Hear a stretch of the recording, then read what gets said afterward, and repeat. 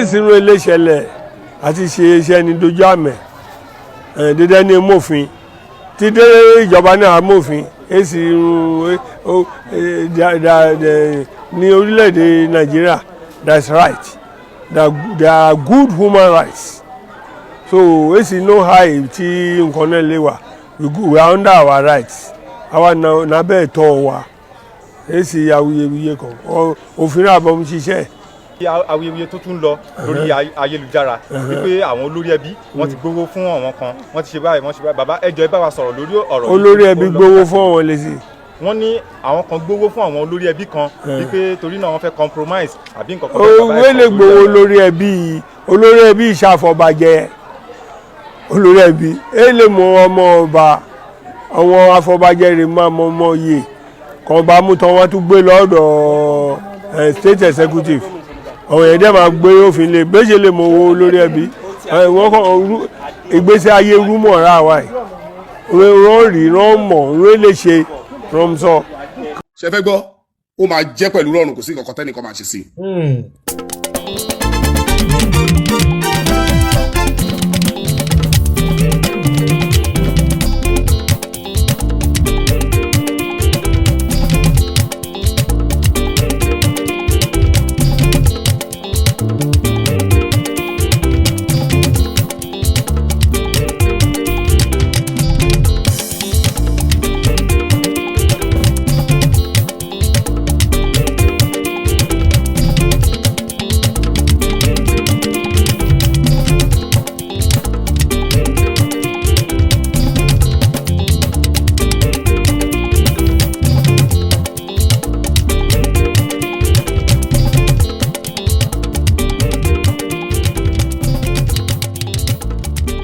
Ilẹ̀kẹ̀ má já sílé, ilẹ̀kẹ̀ má já síta, àṣà níbi tí ilẹ̀kẹ̀ yóò já sí.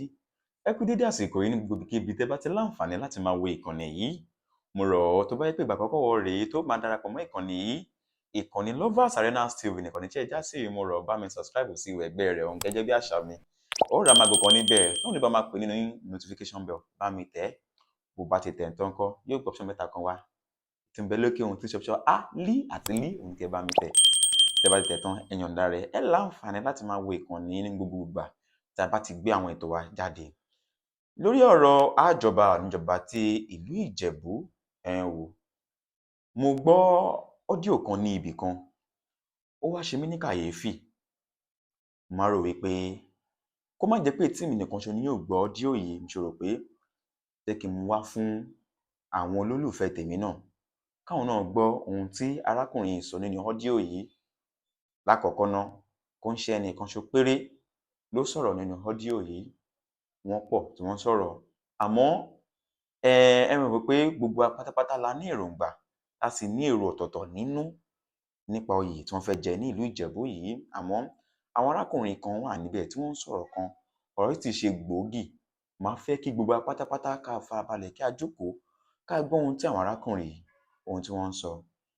Fún àǹfààní àwọn tí ò wo fídíò tí mo fi léde lánàá lórí ọ̀rọ̀ Daddy mi K1 The Ultimate èyí tí bàbá wa Ifá Tántálá tí wọ́n sọ nípa ẹ̀ fídíò ilẹ̀ máa kọ́kọ́ kàn kẹ́ tó wo fídíò tẹ́ ń wò lọ́wọ́lọ́wọ́ yìí ẹ wo fídíò náà ẹ wo nǹkan tí bàbá Ifá Tántálá sọ kẹ́ sì farabalẹ̀ kí ẹ gbọ́ ọ́díò yìí mo rọ̀ ọ́ wo fídíò láti bẹ̀rẹ̀ wò dé àárín láti àárín kan wò dé ìparí kò sì jọ̀wọ́ bá mi láìkí ẹ̀ bá ṣe ń láìkí òun náà ni ó fún mi náà láǹfààní láti lè máa mú àwọn ọ̀rọ̀ báyìí wá fún wa láti lè máa gbọ́ ọmọ kì í gọ̀ títí kó gbàgbé orúkọ ara rẹ̀.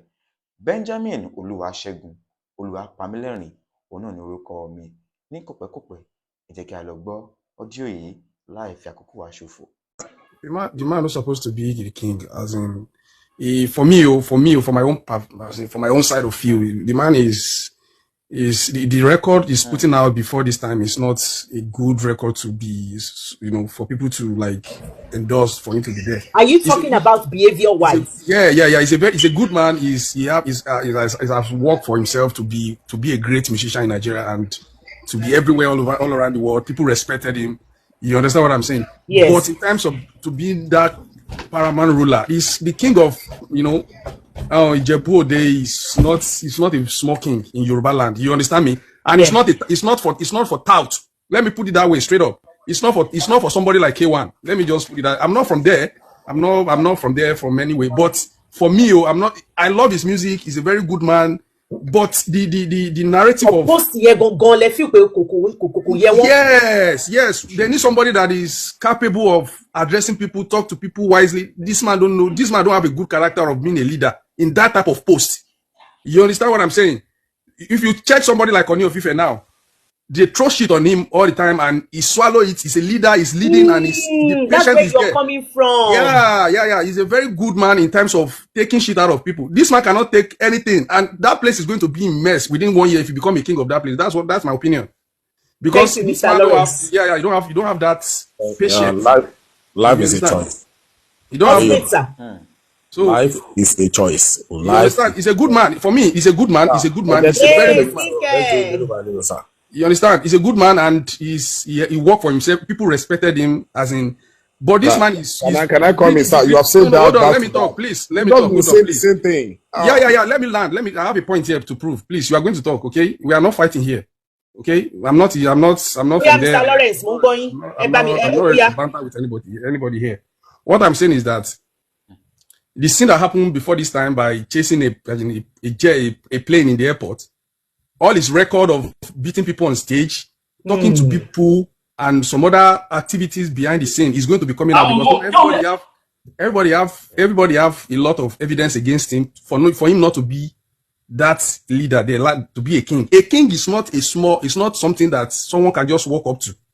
You understand? I know they can play politics for him to be there. Fine, no problem. But let me tell you something. In the next 1 or 2 years, forget about that. It's going to be a chaos. You understand? Because the house is divided already. You understand? Let me just put it that way. People love him. A lot of people love him, and a lot of people hate him in that particular region. But Mr. Lawrence, everybody. No. See, let me tell you, a leader must be shown an example. You have to be showing that example before you become that thing. You understand? When Tinubu want to become president, you understand? People bring his track record. This man, I've done this. Let's try it. So if that's what you want to say, Mr. No. See, a lot of people were against Tinubu to be the president. I'm just trying to tell you that gbogbo ayé ò lè like èèyàn. No, gbogbo ayé ò lè like èèyàn. Ṣé mo sọ ti yẹn mẹ́? Ẹni tó bá máa tó lú kọ́kọ́ máa tó lé ara ẹ̀ náà. Okay, you understand? That makes sense. You understand? Ọmọ Yorùbá ni gbogbo wa. If you want to lead, if you want to be a leader anywhere, how is your home? Like, did you put everything together? Like, I hope everybody is in order. You understand? There is a chaos between all his wives. Everybody is seeing that. You understand? And you want to rule you know what is Ijebu? Ijebu Day for that matter. It's not a small post. It's not something you can just stand on. I want to become this on your stage. I want to be no. There is more things beyond that.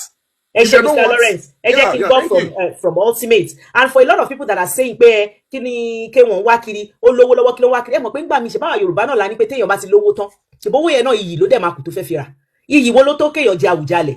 I don't know if you guys understand what I'm saying, that gbogbo àwọn tó lówó lẹ́ni náà ibì kan ṣáà náà kọjú owó yẹn sí iyì náà fẹ́ fi owó rà. So the fact that he's king of Fuji does not mean he cannot be king of another. No, he can be king. He can ask, why not? Why? He can be king. All right, Mr. Lawrence, hold on. Then you go from Mr. Ultimate. Ṣẹ̀rí ó dijọ́ tẹ̀dá bá gba kádàrá ló máa understand pé Ọlọ́run ló ń to ètò ẹ̀dá kò ń tó fẹ́ dà. Ẹni ìdọ̀tí máa ń do lórí Ọlọ́run tó bá núbò ṣe fẹ́ nìyẹn kò sí tẹ́nì kan máa ṣe sí. Nítòótọ́ la jànà lọ àwa àtẹnilẹ́gbẹ́. Ṣùgbọ́n bọ́lá ṣe máa rí ẹ̀dá kan ò lè sọ. Bẹ́ẹ̀ni. Neither you like it or not, ẹni tọ́lọ́run bá fẹ́ ló máa wà ń bẹ̀. Àánú ẹ̀ wá dá o. Àánú ẹ̀ ò dá o, èní ẹ̀sùn wọn igbá kan ló ṣe o, kádàrá Ọlọ́run nìkan ló lè ṣe, ẹ̀dá kọ̀ọ̀kan ló ń to kádàrá. Ilé ayé la wà gbogbo tó fi pé Tinubu ọlọ́jà nígbà kan àwo ni kò lè ṣe kinní kan. There is something I always tell everybody, ọ̀tọ̀ ni pé ohun tó ń wẹ̀ ọ̀tọ̀ ni tó wọn lọ́hùn. Tọ́lọ́run bá kádàrá pé ohun tó ń fẹ́ lò nìyẹn, ariwo iná la máa pàápàá ariwo ìlọ́gbọ̀n election. But ẹ bá ń go by history of everybody tẹ́ni tá a rí ni gbogbo wa máa ń sọ jù torí pé nìkan popular rẹ̀. Gbogbo àwọn tàbá ń rojọ́ ẹ̀ tó bá ṣí kọ̀rọ̀ ẹlòmíì níjó rí bí sọ̀rọ̀. Bọ̀sẹ̀ yìí náà ti sọ tán sìn yìí ẹni tó bá ṣiṣẹ́ mọ̀ pé èyí ń sin ẹ̀fẹ́ lọ gbé gbá tẹ́yìn náà bá dìde ń sin pẹ́fẹ́ jẹ Àwùjalẹ̀ ṣe mọ̀ pé wọ́n á bẹ̀rẹ̀ sí ní tùdí tí yín náà. Wọ́n á túbọ̀ tó bá dẹ̀ wọn Ọlọ́run náà máa débẹ̀ sí ẹ̀dá tó bá fẹ́ jẹ́ èèyàn ní wo táyé bá fẹ́ sọ ẹni tó bá fẹ́ jẹ́ èèyàn láyé kò ní wo táyé bá fẹ́ sọ ẹ̀ẹ̀kan dẹ̀ ní chance ilé ayé tó bá rọ opportunity yẹn lò nítorí ẹni tó wà lókè ó lò gbé You see what? Àwọn You see, ló là no, náà. hold on. You see what he's saying? Please You see respect what yourself, bro. No. Mr. Lawrence, Everything about Nigeria is all Mr. about politics. Lawrence, ẹ mọ̀ ìpín gbà tẹ́ ẹ̀ ń sọ̀rọ̀ ẹni pé kàn jẹ́ kẹ́ ẹ You can't sọ̀rọ̀ talk ẹ jẹ́ kẹ́ ẹ about sọ̀rọ̀ you don't have to hold ẹ me. jẹ́ káwọn náà Life is a sọ̀rọ̀ choice. má jẹ́ kẹ́ ẹ sọ̀rọ̀ again but ẹ jẹ́ kán sọ̀rọ̀ ẹ má All right. Go ahead. ẹ So continue sir. the way tẹ́mi ṣe ń rí bí nǹkan ṣe ń lọ lé ayé, mo ti realize pé lé ayé yìí, ìfẹ́ Ọlọ́run nìkan ló máa ń ṣe, kì í ṣe ìfẹ́ inú wa. Àwọn alágbára tó ń ṣètò ohun tó bá wù wọ́n náà ń dá lára, a máa pariwo, a máa kó ndí ẹni. Kò sí ìta àti ìrírí. But tó bá jẹ́ pé ó ní bó ṣe ń tò tó bá jẹ́ pé ó ní bó ṣe ń tò lóòótọ́ tó wá jẹ́ wípé ibi tí kéwọn fẹ́ gbà wọlé kò bá ètò bó ṣe ń tò lọ ńkọ́. God bless you. Ẹ jẹ́ kí n fi kankan lọ yín lé ní tọ́pọ̀lọpọ̀ kí mọ̀, a kò máa ń pariwo òfin ni. Wọ́n ṣe òfin fún táníkà ni, kò sófin falágbára ní gbogbo ilé ayé dẹ̀. Táníkà ló ń lo òfin, lágbára ń lo òfin. Tó bá mú lórí ẹbí inú ilé wọn wálé ní, tó bá ná ọmọ ọbẹ̀ ni, kóòtù lẹ́ ń lọ. Jọ́ọ̀jì tó máa dájọ́ ń dàtà ló wà. Gbogbo ẹni tó fẹ́ sọ̀rọ̀ kí ó sì ṣẹ́ni wọ́n ti máa ń rí ilé ayé nípa ẹ̀dá kan dára ẹ̀ láàmú ni. Ọlọ́run ló mọ̀ mọ̀ ṣàwọn alágbára kan síbẹ̀ kan máa dára tó wọ̀n. So ti yé yín, kì í ṣe pé ó máa ń wà wá náà, but tí èèyàn bá ti rí ìrírí ayé dé level kan, agbèjẹfàyé, agbèjẹfàlágbára. Gbogbo kò nígbà bá fẹ́ gbọ́ ṣe rí nǹkan kan, ó máa jẹ́ pẹ̀lú ọ̀run tó ti worst jù ẹ lọ. So my major point is I'm not fighting for anybody, but I'm letting everybody understand. Oh, if you are well connected and you have the power, alágbára bá fẹ́ dá lára impossible. Ibi tó máa gbé ìgbà lásán ló máa yàtọ̀. Wà á pariwo, wà á gbéjúlẹ̀. Ṣàṣà lọ́ba tó wà ní Nàìjíríà lé ní. Kí ni yóò yàtọ̀ sí election court? Mi ò ní ṣe tiẹ̀. Gbogbo tó sọ ètò ẹ̀rọ sọ, àwọn náà máa pàṣẹ. Ètò agbára ni kóòtù fẹ́ lórí ìṣẹ́ ló fẹ́ dájọ́. Tí ètò agbára bá ti ṣe, a máa ń gba kádàrá fọlọ́run ni. Ètò agbára ni. Ìlú tàdé ìlú àtàtì wáyé gbogbo àwọn Nàìjíríà agbára. I do understand question you are. Ta ló mọ̀? Ta ni bàbá ẹ? Of course, wọ́n ti gbé gbogbo kíní under politics now. Wọ́n náà ṣẹlẹ̀ ṣe onípower to the king. Ta ló máa ń the politician decide. Ta ló ní chief judge? Mr. President. Lẹ́bùlà wà ní òwòlé sáwọn tó ti kó sílẹ̀ òní. Wọ́n ní ṣe ń bẹ̀bọ̀ ẹ̀ ní ariwo kí là ń gbé gbogbo ẹ̀ ló wà lọ́ndà politician ló wà lọ́ndà governor tí ò bá wá tẹ́ lónìí lọ́bì kọ́kọ́. Táwọn náà wọ́n fẹ́ sọ pé kọ́tà fẹ́ ṣe àrùn bẹ́ẹ̀. Aládájọ́ náà tó bá yà dákẹ́.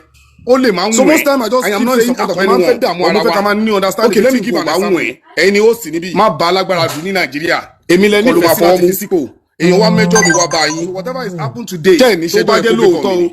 Tí o ṣe bá láyé kan sọ lásán o. Èmi ò support pé torí òun ló máa jẹ́ kíní kan ló máa jẹ́. But understanding ẹni ká kọ̀ lọ ní káyé trouble life ara wa gbogbo gbà. Àfi tí bínú Ọlọ́run bá dé pé o ò ní débẹ̀ kò ní débẹ̀. Mr. Ultimate ẹ bá mi hold on bẹ́yẹn. Mr. Lawrence kí lẹ fẹ́ sọ? Okay. N tí mo fẹ́ sọ bẹ́ẹ̀ ni pé Yorùbá ní àìfàgbàfẹ́ nìkan ni ò jáyé ogún. Tẹ́lú sọ ti yẹn bẹ́ẹ̀. Ṣé rí n tó ń dààmú Nàìjíríà lé ní? Anyway, I'm not in Nigeria anyway. N tó ń dààmú Nàìjíríà lé ní ni pé a ní olórí gidi. Olórí tá dẹ̀ ní ni pé olórí tá ní ẹ̀ ló fi à ń jẹ wá. Ṣé tí mo sọ ti yẹn bẹ́ẹ̀? Because tá bá lólórí gidi, tá bá máa sọ pé pàdí mi ni ọ̀rẹ́ mi ni. Ẹni tó merit ẹ̀ ló yẹ kó wà bẹ́ẹ̀ bẹ́ẹ̀. A ti tọwọ́ pé ọ̀rẹ́ mi ni pàdé. Okay, ẹ wo irú ọba Ìkòtún sí. Mr. Lawrence kí ló dé tẹ̀yin ṣe rò pé wọ́n merit ẹ̀? Because you can't just say because wọ́n di plane. Is it from a royal wait, according to the news that is going viral now, is it from a royal home? Is it one of the people that they present from the beginning? I don't know what to believe because lórí platform mi bí bá ń sìn àwọn kan ní sọ pé ọmọ fùṣọ́gun wà ní wọ́n. I don't know. Sister, wait. Kẹ́kẹ́ni. Ṣé ó wá láti ìdílé ọba ìkíní ìkejì ni pé ṣé ó wà lára àwọn tó kọ́kọ́ mú orúkọ ẹ̀ sí bẹ́ẹ̀ tẹ́lẹ̀ tán kọ́ gọ́sọ́ pé they have started doing some arrangement on how to make a king before he came up recently like he want to become a king, right? So n tí ẹni yìí sọ ń sìn tí ẹ̀gbọ́n yìí sọ ń sìn ni pé àwọn you have baba àṣàlẹ̀ you have somebody somewhere that is going to back him up to become a king. N tó máa padà dàlú yẹn rú nìyẹn because according to Yoruba race wọ́n máa ń go according to traditional to choose a governor to choose a king, right? Mr. Lawrence ẹ bá mi hold on bẹ́yẹn mo fi owó àtọmọdé yín lẹ́nu. Mr. Charis. Ẹ káàbọ̀ padà. Ó dí òtún fẹ́ kẹ́ gbọ́ òun lẹ ti gbọ́ yìí. Lẹ́ẹ̀kan sí mo bẹ̀ ọ́ bá mi like fídíò tẹ̀ ń wò yìí kò ná wa ní nǹkan kan kẹ́sì bá mi subscribe sí Benjamin Olúwaṣẹ́gun Olúwapamílẹ́rìn ó náà ní orúkọ mi. Títí di ìjọ́ míì tá ó tún máa pàdé ire lójú owó rí èrè náà la ó máa rí. Ẹ jẹ́ ká máa sọ̀rọ̀ yìí síta. Ẹ jẹ́ ká tètè máa sọ̀rọ̀ yìí síta kó tó di pé wọ́n fi ẹni tó tọ́ sípò wọ́n fi sípò kó má lọ fẹni tí ò tọ́ sínú ipò náà. Bẹ́ẹ̀ ni mọ̀ pé àwọn náà wọ́n ń wo fídíò yìí, wọ́n sì ń gbọ́ àwọn fídíò yìí, wọ́n sì ń ka àwọn kọ́mẹ́ǹtì yín èyí tẹ̀yin ń fi sílẹ̀ yìí. Lágbára Ọlọ́run yóò dáa fún wa, kò ní yẹ̀ lẹ̀. Títí ọ̀la tẹ́ ó tún bá àlejò míì pàdé. Gẹ́gẹ́ bẹ́ẹ̀ tí mo pé mo máa ń ṣèlérí fún wa pé a ó máa bá àwọn àlejò pàdé, tá a sì máa bá wọn. Títí ọ̀la tẹ́ ó tún bá àlejò míì pàdé. Èmi lẹ́ ó máa rí lágbára Ọlọ́run. Ẹ̀yin náà ẹ̀ níyàn kú, ara ire ni Ọlọ́run máa fi wá dá. A ó sì fi ara pípé a ó fi ṣe ọdún yìí láyọ̀ àtàlàáfíà. Ó dìgbà kan náà ná.